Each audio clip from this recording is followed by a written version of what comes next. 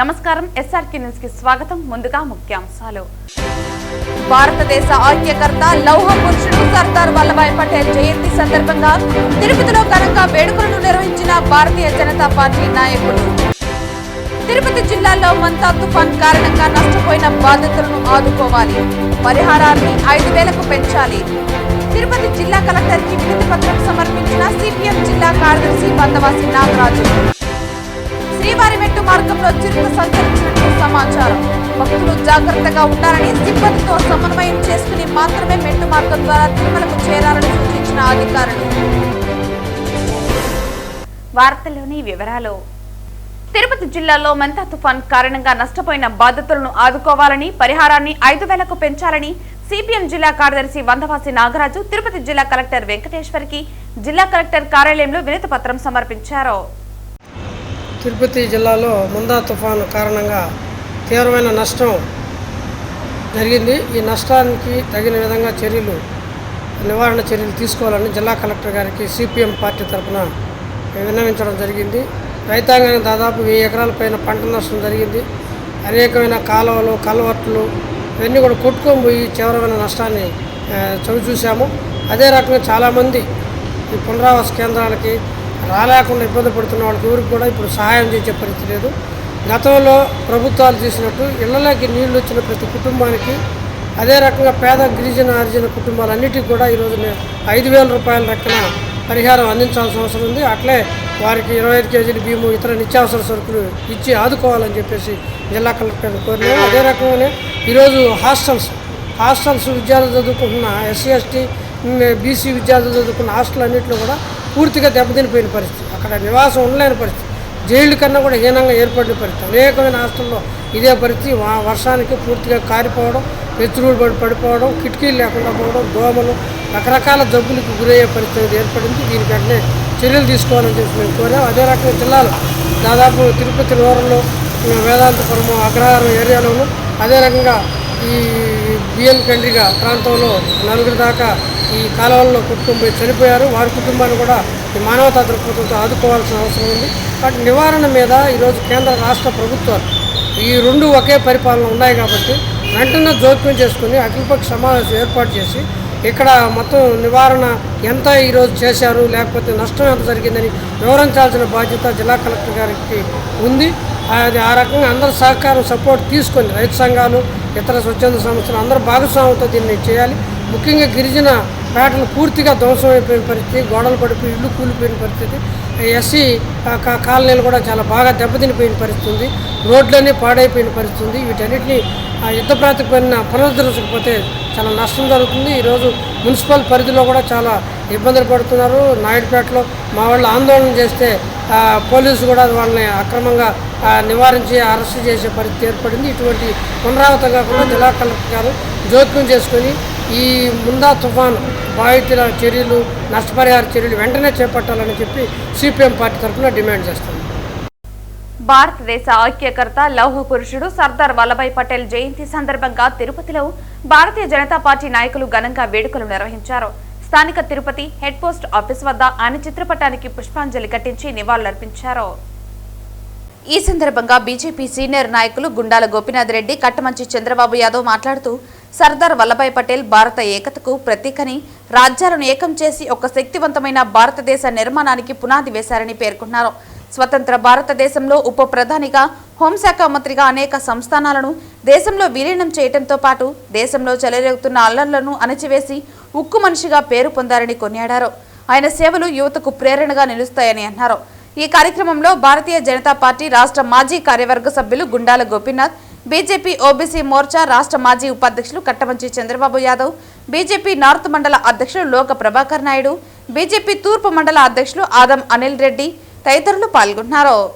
ఈరోజు ఉక్కు మనిషి సర్దార్ వల్లభాయ్ పటేల్ గారి జయంతి సందర్భంగా స్థానిక ప్రధాన తపాలా కార్యాలయం తిరుపతి వద్ద ఆయన చిత్రపటానికి పుష్పాంజలి ఘటించి ఘన నివాళి అర్పించాము. భారతీయ జనతా పార్టీ ఆధ్వర్యంలో ఉక్కు మనిషి సర్దార్ వల్లభాయ్ పటేల్ గారు మన దేశ ఐక్యత కోసం ఎంతో పాటుపడిన మహనీయుడు, మహానాయకుడు సర్దార్ వల్లభాయ్ పటేల్ గారు.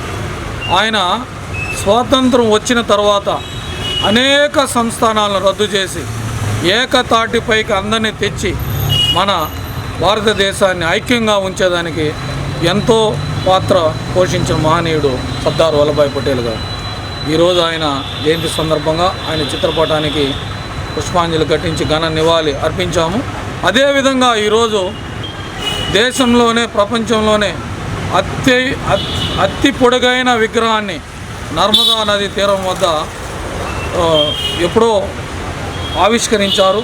ఆ విగ్రహానికి ఈరోజు మన నరేంద్ర మోడీ గారు కూడా ఈరోజు పుష్పాంజలి ఘటించి ఘన నివాళి అర్పించారు. ముఖ్యంగా నేటి యువత చదువుతో పాటు దేశభక్తిని కూడా అలవర్చుకొని మన దేశ ఐక్యతకు ప్రతి ఒక్కరూ పాటుపడాలని, సర్దార్ వల్లభాయ్ పటేల్ గారి ఆశయాలను మనం అందరూ పాటించాలని ఈ సందర్భంగా తెలియజేసుకుంటూ సర్దార్ వల్లభాయ్ పటేల్ గారికి ఘన నివాళి అర్పిస్తుంది. ప్రముఖ స్వాతంత్ర సమరయోధుడు, మాజీ ఉప ప్రధాని అయినటువంటి సర్దార్ వల్లభాయ్ పటేల్ గారి జయంతిని పురస్కరించుకుని ఈరోజు తిరుపతిలో వారి చిత్రపటానికి పూలమాల వేసి పుష్పాంజలి ఘటించడం జరిగింది. ఆయన గతంలో 566 సంస్థానాలను విలీనం చేసి భారతదేశంలో పేరుగాంచారు. ప్రముఖంగా హైదరాబాద్ సంస్థానం విలీనంలో జరిగినటువంటి మారణ హోమాన్ని అరికట్టి చేశారు. అలాగే ఆయన కాశ్మీర్ను కూడా భారతదేశంలో విలీనం చేసి పేరుగాంచారు. ఆయనకు ఈరోజు శ్రద్ధాంజలి ఘటించడం జరిగింది. చంద్రగిరి నియోజకవర్గంలోని చంద్రగిరి రామచంద్రపురంలో పోలీస్ అమరవీరుల సంస్మరణ వారోత్సవాలలో భాగంగా సిఐ సురేష్ ఆధ్వర్యంలో భారీ ఫ్లాగ్ మార్చ్ విద్యార్థులతో కలిసి ర్యాలీ ఘనంగా నిర్వహించారు. సిఐ సురేష్ ఆధ్వర్యంలో భారీ ఫ్లాగ్ మార్చ్ విద్యార్థులతో కలిసి ర్యాలీ నిర్వహించారు. నాగాలమ్మ ఆలయం కూడల నుంచి టవర్ క్లాక్ వరకు ఫ్లాగ్ మార్చ్ సాగింది. పోలీసు ఉద్యోగం కేవలం బాధ్యత కాదని అది దేశ సేవ అని సిఐ సురేష్ అన్నారు. అమరవీరుల త్యాగం వల్లే మన సమాజం సురక్షితంగా ఉందని సిఐ సందేశం ఇచ్చారు. అమరుల కుటుంబాల త్యాగం కూడా ఎంతో చిరస్మరణీయమని అన్నారు. పోలీసు శాఖ పట్ల ప్రజలు చూపుతున్న గౌరవం మా బలమని సిఐ తెలిపారు. అమరవీరులకు జోహార్లు తెలుపుతూ త్యాగాన్ని స్మరించుకున్నారు. రామచంద్రపురంలో ఎస్ఐ భక్తవత్సలం ఆధ్వర్యంలో ఘనంగా వారోత్సవాలను నిర్వహించారు. ఇతర రెవెన్యూ సిబ్బంది, మున్సిపల్ పంచాయతీ ఈఓ గారికి, ఇతర మన ఆటో యూనియన్ నాయకులకి, అలాగే మన నారాయణ జూనియర్ కాలేజ్ ఏహెచ్ఎం, అలాగే ఇతర సిబ్బంది, నారాయణ జూనియర్ కాలేజ్ స్టూడెంట్స్ అందరికీ కూడా ప్రత్యేక ధన్యవాదాలు. ఈ కార్యక్రమం చాలా దిగ్విజయంగా ముగించడానికి ప్రతి ఒక్కరూ కృషి చేశారు. కాబట్టి పోలీసు శాఖ తరఫున ప్రతి ఒక్కరికి పేరు పేరున ధన్యవాదాలు తెలియజేసుకుంటున్నాం. అలాగే ఈ కార్యక్రమానికి కవరేజ్ చేసినటువంటి మీడియా సోదరులు, ఇతర ఈ కార్యక్రమానికి ఇంకేమైనా చెప్పకుండా వచ్చినటువంటి ప్రతి ఒక్కరికి కూడా సహకరించిన ప్రతి ఒక్కరికి కూడా పేరు పేరున ధన్యవాదాలు తెలియజేసుకుంటున్నాం. ఈ కార్యక్రమాన్ని ఇంతటితో ముగిస్తున్నాం. Thank you very much. Chandragiri MLA Pulivarthi Nani ఆదేశాలతో పై అధికారుల సూచనల మేరకు గ్రామ సర్పంచ్ ప్రదీప్ కుమార్ రెడ్డి సహకారంతో గ్రామంలో గ్రామ సెక్రటరీ లక్ష్మీదేవి అభివృద్ధి కార్యక్రమాలు చేపట్టారు. చంద్రగిరి ఎమ్మెల్యే పులివర్తి నాని ఆదేశాలతో అధికారుల సూచనల మేరకు గ్రామ సర్పంచ్ ప్రదీప్ కుమార్ రెడ్డి సహకారంతో గ్రామంలో అభివృద్ధి కార్యక్రమాలను సెక్రటరీ లక్ష్మీదేవి చేపట్టారు. వారం రోజులుగా కురిసిన భారీ వర్షానికి విష జ్వరాలు రాకుండా గ్రామంలోని శానిటేషన్ పనులు, అలాగే జేసీబీలతో రోడ్లకు ఇరువైపులా పూర్తిగా శుభ్రం చేయించారు. అలాగే స్వర్ణముఖి నదిలో వరద నీరు ప్రవాహం పెరగడంతో సూచిక బ్యానర్లు ఏర్పాటు చేసి ప్రజలు అటువైపు వెళ్లకూడదని అప్రమత్తంగా ఉండాలని సూచించారు.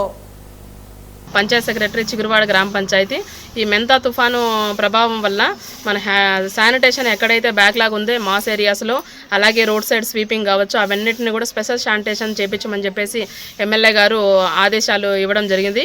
అలాగే మన పై అధికారుల సూచనల మేరకు కూడా మేము శానిటేషన్ అనేది special sanitation drive 5 days conduct చేయడం జరిగింది. కాబట్టి ఇప్పుడు నెక్స్ట్ టుమారో కూడా మేము శానిటేషన్ అనేది కంటిన్యూస్గా చేయిస్తాము. బ్యాక్లాగ్స్ ఎక్కడెక్కడ ఉన్నాయో, వాటర్ స్టాగ్నేషన్ ఎక్కడైతే ఉందో అక్కడంతా కూడా బ్లీచింగ్, స్ప్రేయింగ్, మలాథియాను ఇవన్నీ కూడా చేయించడం జరుగుతుంది కంటిన్యూస్గా. ఈ జ్వరాల ప్రభావం వలన మలేరియా, డెంగ్యూ జ్వరాలు వచ్చే అవకాశం ఉంది కాబట్టి ముందస్తు జాగ్రత్త కోసం మేము ఈ శానిటేషన్ని కండక్ట్ చేయడం జరిగింది. కాబట్టి అలాగే మన సర్పంచ్ గారు కూడా ప్రతి హ్యాబిటేషన్లో, ప్రతి వీధుల్లో స్పెషల్ శానిటేషన్ అనేది ఈ 11 మజిలా గ్రామాల్లో కండక్ట్ చేయడం జరుగుతుంది. స్వీపింగ్ రోడ్స్ కావచ్చు, శానిటేషన్ బుషెస్ క్లియరెన్స్ కావచ్చు విత్ జేసీబీలతో సహాయంతో ఎక్కడైతే మన రోడ్ సైడ్ బుషెస్ ఉన్నాయో వాటినన్నింటినీ క్లియర్ చేపించేసి ఎక్కడైతే నీళ్ళు నిల్వ ఉన్నాయో అక్కడంతా కూడా ఆయిల్ బాల్స్ వదిలి బ్లీచింగు, శానిటేషను, అలాగే స్ప్రేయింగ్, ఫాగింగ్ అనేది చేపించడం జరుగుతుంది. ఈ 5 days అనేది కంటిన్యూస్గా స్పెషల్ శానిటేషన్ అనేది అన్ని మజిలా గ్రామాలలో ఖచ్చితంగా చేయమని చెప్పేసి గౌరవ ఎమ్మెల్యే గారి ఆదేశాల మేరకు పనిచేయడం జరుగుతుంది. కాబట్టి శానిటేషన్ వర్కర్స్ అందరూ కూడా మన ఉన్నటువంటి రోడ్స్ అన్నీ కూడా క్లియర్ చేపించి ఎక్కడైతే శానిటేషన్ బ్యాక్లాగ్స్ ఉన్నాయో అక్కడంతా కూడా బ్లీచింగు, ఆయిల్ బాల్స్ మేము చేయిస్తున్నాము. అలాగే ఫాగింగ్ కూడా చేయిస్తాము. కొత్తూరులో కూడా రేపు వచ్చి కొత్తూరులో చేస్తాము. కొత్తూరు ఎండబ్ల్యూ ఇవంతా కూడా హ్యాబిటేషన్స్ అన్నిటి కూడా కవర్ చేయిస్తాము. అలాగే మన స్వర్ణముఖి రివర్ దగ్గర కూడా మేము బ్యానర్స్ కట్టడం జరిగిందంటే నీటి ప్రవాహానికి ఎవరు కూడా అక్కడ ఈత ఆడడం కానీ, వాటర్లో కూడా దిగడం కానీ అలాంటివి ఏవి చేయకూడదని చెప్పి ముందస్తు హెచ్చరిక కోసం అక్కడ బ్యానర్స్ కూడా పెట్టడం జరిగింది. కాబట్టి ఈ అవకాశం ఇచ్చినటువంటి చిగురువాడ గ్రామ ప్రజలందరికీ కూడా ధన్యవాదాలు తెలుపుకుంటున్నాను. చంద్రగిరి మండలంలోని శ్రీనివాస మంగాపురం సమీపంలో శ్రీవారి మెట్టు మార్గంలో చిరుత సంచరించినట్లు సమాచారం అందింది. 150వ మెట్టు వద్ద చిరుత పాదముద్రలు కనిపించడంతో భక్తుల్లో ఆందోళన నెలకొంది. చిరుతను ప్రత్యక్షంగా చూసిన ఒక మహిళ, అధికారులు, ఫారెస్ట్ సిబ్బందికి సమాచారం అందించారు. సమాచారం అందుకున్న వెంటనే సంఘటనా స్థలానికి చేరుకుని పాదముద్రలను పరిశీలించి చిరుత సంచారం ఉన్నట్లు అటవీశాఖ అధికారులు నిర్ధారించారు. భద్రతా చర్యల్లో భాగంగా అధికారులు 800వ మెట్టు వద్ద మరియు శ్రీవారి మెట్టు ప్రారంభ ప్రాంతంలో 2 చోట్ల భక్తులను తాత్కాలికంగా అధికారులు ఆపివేశారు. ప్రస్తుతం భక్తులను 100 నుంచి 150 మందిని గుంపులుగా మాత్రమే అనుమతిస్తున్నారు. అటవీ అధికారులు చిరుతను గుర్తించేందుకు ప్రయత్నాలు కొనసాగిస్తున్నారు. భక్తులు జాగ్రత్తగా ఉండాలని, సిబ్బందితో సమన్వయం చేసుకుని మాత్రమే మెట్టు మార్గం ద్వారా తిరుమలకు చేరాలని అధికారులు సూచించారు. చిన్నపిల్లలను చేత పెట్టుకుని వెళ్లాలని అధికారులు సూచించారు. ఈ ఘటనపై పూర్తి వివరాలు ఇంకా తెలియాల్సి ఉంది.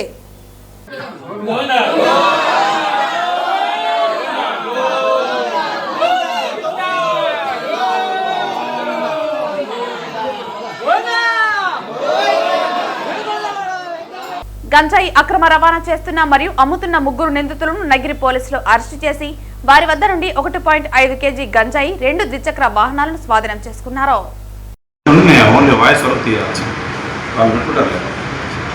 అందరికీ నమస్కారం.